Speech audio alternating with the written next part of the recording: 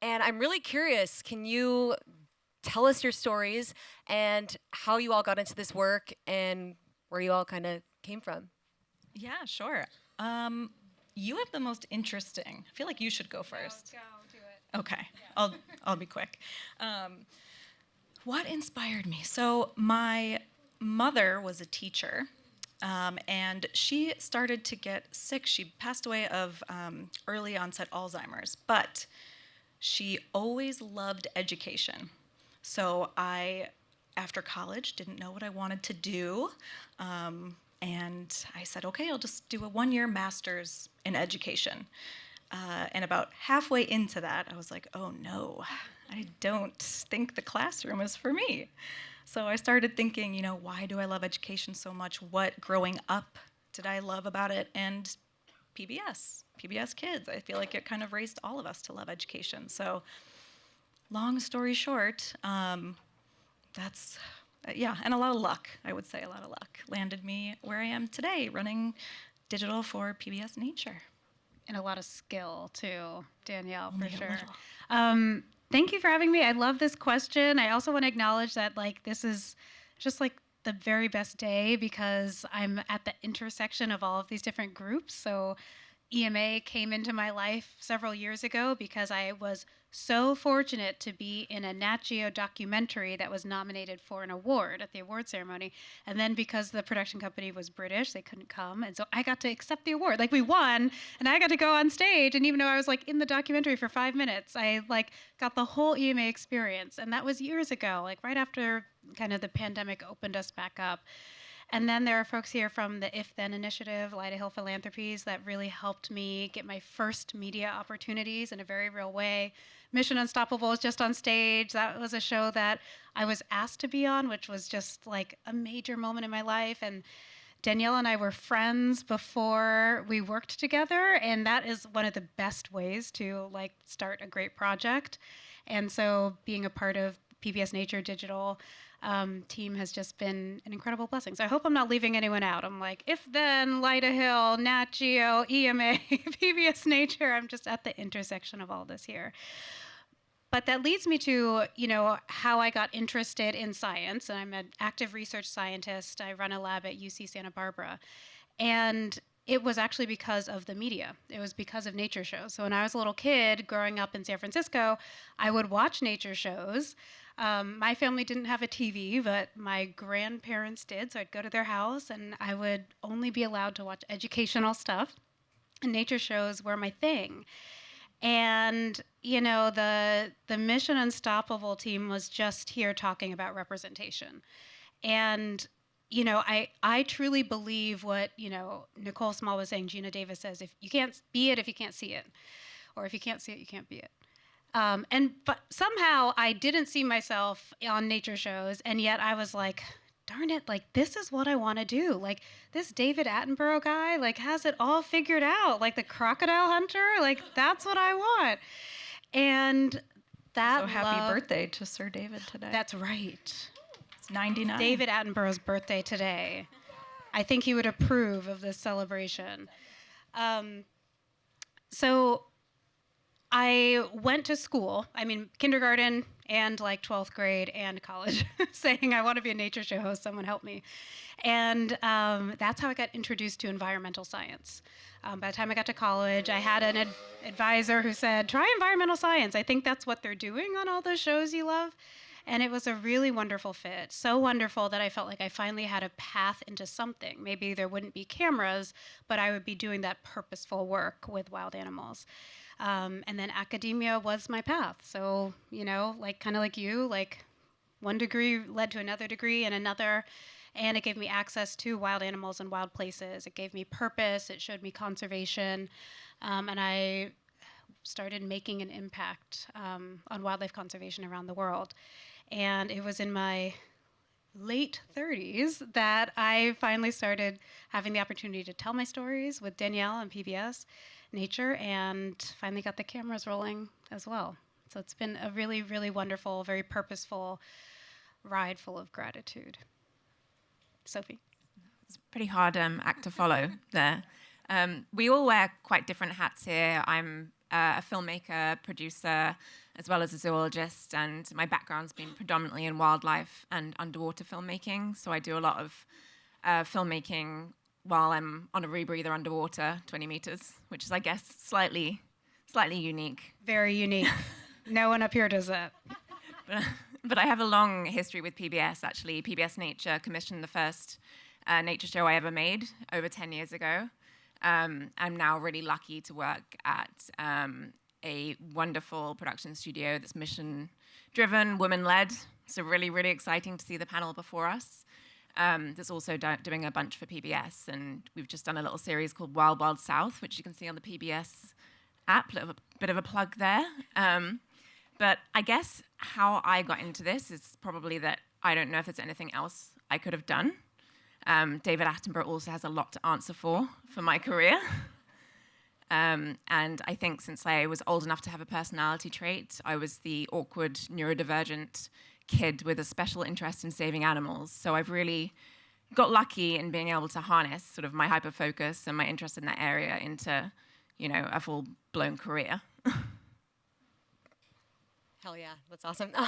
Daniel, I'm curious, what has been the most compelling story? Because I know you've helped found the digital PBS segments, but what's been the most compelling story that you've told? Ooh, the most compelling.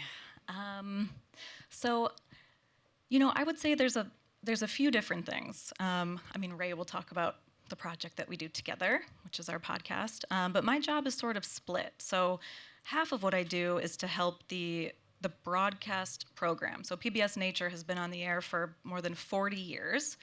But the average viewing age is late 60s. So how can we kind of future-proof Nature, the brand, keep its legacy with a younger, more digital population, and also create impact? So one story from our broadcast that sort of brings in the local stations of PBS, we did a documentary with the BBC and this filmmaker named Martin Dorn, who during COVID filmed over 60 species of bees in his backyard. You should watch it. It's called My Garden of 1,000 Bees. It's pretty great. But one of the impact campaigns we did for that was we worked with all the local stations that are part of PBS and sent them wildflower seeds so that they can help build kind of these pollination habitats for bees around the country. And a digital example, so the other half of my job is to make original content for the internet. I sound like I don't know. Anyway, so we have a series. I was working with Katie Schuler and Jocelyn Stokes. It's called In Her Nature. And it highlights women around the world who are kind of doing female firsts in the field. So an example, there's a woman named Doma in Nepal whose mother was killed by a rhino when she was a child. And rather than despise rhinos, she is now the first female nature guide of Nepal. And she works to conserve the rhino population and also with local communities to learn how to coexist with them. And she will rehab orphaned baby rhinos. And she's helped not only the rhinos, but she's also helped triple the tiger population in Nepal. So these women around the world who are doing, incredible things and saving wildlife every day. The last project I'll talk about is really to help kids get a better understanding of different places around the world and animals they could save. So in 2026, I think it will be, PBS Nature and Sesame Street are going on safari together to the Kendrick Elephant Reserve in Kenya. So look out for Elmo and some elephants. And yeah, I'm hoping that will make a big impact with children as well. The question is about favorite stories that we've told. God, it's like hard to choose. So the podcast that Danielle and I work on with PBS Nature is called Going Wild with Dr. Wynn-Grant, and that is me. It's kind of, I think I would rename it these days, or like take my name out. But that's because it started, season 1 was all of my personal stories from my frickin' crazy life in my 20s mostly, but a little bit in my 30s, living around the world, like mostly camping in rainforests with wild animals. And I had a lot of things to say. And what Danielle and I realized as I was telling stories of African lions and giraffes and lemurs and lowland gorillas is that there was also this kind of parallel storyline or plot line about identity. So it was like a journey in the wilderness, but also a journey with personal identity and themes of race and racism, coming of age, the very interesting female experience in America and out of America, and just all kinds of like intersectional identity discussions were coming up, and it helped. It was almost like therapy, like figuring out these stories, but it also helped to make them very rich and I think quite relatable to almost anyone who was able to listen. So I have favorites from season 1, but we have just released season 4 of our podcast. We're working on season 5. And we have these incredible guests who are doing the same thing. They're sharing their journeys with wild animals in wild places, and then at the same time, their journeys in identity. And sometimes oppression, sometimes self-discovery, sometimes like sad narratives, sometimes really rich and incredible ones. And you mentioned bees in your like answer, and like there's I think it's season 2 or season 3, we have a guest, Dr. Sammy Ramsey, who like if you've never heard of Dr. Sammy Ramsey, like look him up right now. He's one of the most important active research scientists right now. He's also like all over the science media world because he's making incredible discoveries with bees that might just save our planet. And he is a young, Black, queer, out, highly Christian man. And that group of intersectional identities plays a huge role in actually how he made this incredible discovery with bee like gallbladders. It's like something like I mean I don't think they have gallbladders, but like anyway, some interesting organ in the bee's body was being overlooked by every other entomologist that studies bees and studies this specific thing that is killing bee populations. And it was literally because of the difficulty he was having with his sexual orientation, with his gender identity, with his faith, and with his race being accepted that he made this discovery. And I don't want to like spoil it, but it was one of those stories that we had the incredible honor to be able to tell in our podcast, but it's something that the whole world needs to know. So Going Wild with Dr. Wynn-Grant, season 2. Wherever you listen to podcasts. Yeah, the story about the bees. I'm kind of curious with you, Sophie. I know that, television isn't the only medium for telling these kinds of stories, and that you also have been storytelling through video games and gamings. And I'm curious how you can make an impact in that world and how you can merge the two. Yeah, I think a lot of people think sort of conservation documentary, that world, they just think feature documentary, right? And feature documentaries are amazing and they have a huge impact, but they're not the only way. Our company was actually founded just over a decade ago by 2 amazing women, Adrienne Hall and Annie Costner, who were working on the impact campaign for The Cove, the Oscar-nominated documentary, and then went on to do Racing Extinction. And they formed actually because they weren't seeing enough female voices and female scientists even on screen.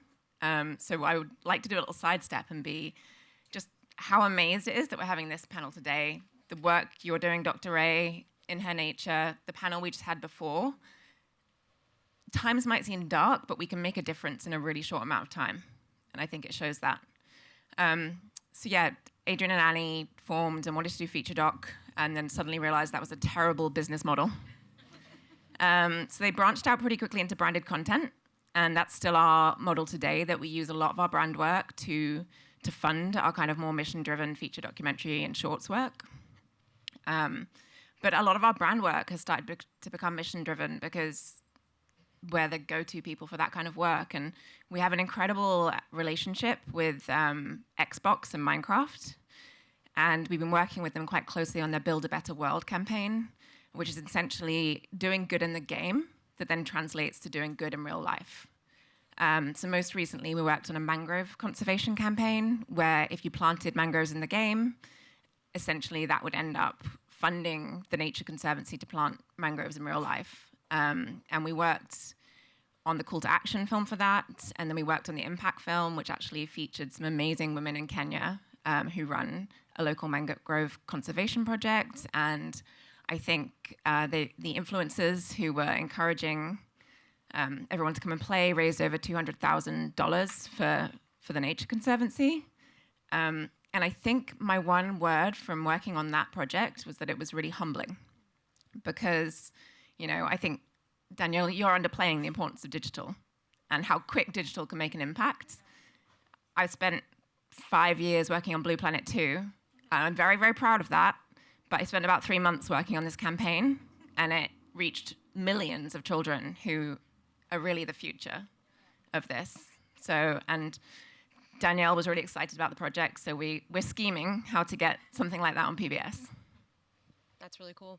I'm curious what the audience and people watching, the media, what we can do to amplify your stories and to kind of help just give you guys even more of a, a lift. Yeah, I would love to start with this one. Pay attention. So first of all, thank you, Debbie and Jay and Aisha and Emma's for having us. We work for PBS, which is currently threatened. And I want to point out my colleague, Chelsea Satkamp, who does all the PR and marketing for Nature. She can certainly talk about this better than I can. But one thing you can all do is check out protectmypublicmedia.org. It makes it very, very easy. You just put in your zip code and it fires off an email to your congressperson that says, hey, PBS and NPR are important and will really, really hurt the people who need it most in this country if you take it away. So that is one thing you can do. And as viewers like you, I don't have a tote bag to give out, but we are always looking for partners and underwriters to help kind of future-proof important programs like Nature, and even digital programs. Ray and I are working on something about hidden figures in environmental media and looking for partners now. So, we are very open to partnering with tons of media to get some of that stuff done. Yeah, what do you guys think? I have nothing more to say other than encourage your friends who don't vote in favor of public media and the environment to change their minds, and really think about how much votes matter. And yeah, we're fighting. I don't work at PBS, but my gosh, if PBS didn't change my whole world from childhood through today. So the fact that it's on the chopping block federally is really, really scary. PBS Nature, PBS in general. I think we all know how much early childhood education PBS provides for families that cannot afford to put their children in proper programs. PBS babysits kids in a way that is safe and educational, and we all need it. So anyway, I won't go on this soapbox, but it's terrifying that it might go away. And so what was the website again? Thank you for asking. It's protectmypublicmedia.org. Or you can just go to Nature's website. We got a lot of messaging around it because it's very important now. And share with everybody very often when we're in rooms like this where we're very focused on saving the planet via environmental protections, we kind of forget that there are so many different issues at hand that impact the environment, right? If kids go hungry, they're not going to grow up to be very good environmentalists, right? If kids don't get Sesame Street, they're not going to know their ABCs and they're going to struggle in school and then they won't be good environmentalists. There's so many different things and so many different causes that feed into the cause that we're all here for today. So that's why, like, it doesn't have to have an environmental kind of tag to it. Just make sure that the people in your life, the people in your communities, the people in your neighborhoods understand how much social good public radio and public media does. And the other thing you hire can you. do, well, We should hire I'm so you. serious about this. It's really terrible, but also there are real people in our lives that could lose their job also, and they have dedicated themselves to this type of public service. So I think the urgency right now is saving public media, and if it weren't so urgent, maybe we'd give other ideas of how people can help. I agree. And I think just to echo that, I think it's absolutely proven that documentary filmmaking, which as a whole, I mean, the idea of facts are under threat as a whole. And, the industry hasn't been great lately, and PBS really is one of the last bastions of places supporting science and nature documentary. But it is proven that it makes change and that it inspires the next generation. The first film I worked on with PBS actually helped to have Iraq's first national park formed. And in the UK, I can't speak from America, when Blue Planet went out in, I think, the early 2000s, every single marine biology course in the UK was oversubscribed that year. So I think it really does make a difference, and sometimes there's a difference that's really hard to put statistics against. But I feel like we need it, and we need it for young people, as Ray was saying. Yeah, I think, what we say a lot at Nature is that nature's for everyone. Everyone deserves access to it. So whether it's the lesson plans we're creating for teachers for free, to series that we stream, in elderly homes or even in prisons, people who cannot get outside, like everybody deserves access to the natural world. So yeah, we appreciate you letting us tell us. And Danielle is very humble, but again, PBS has not gone away.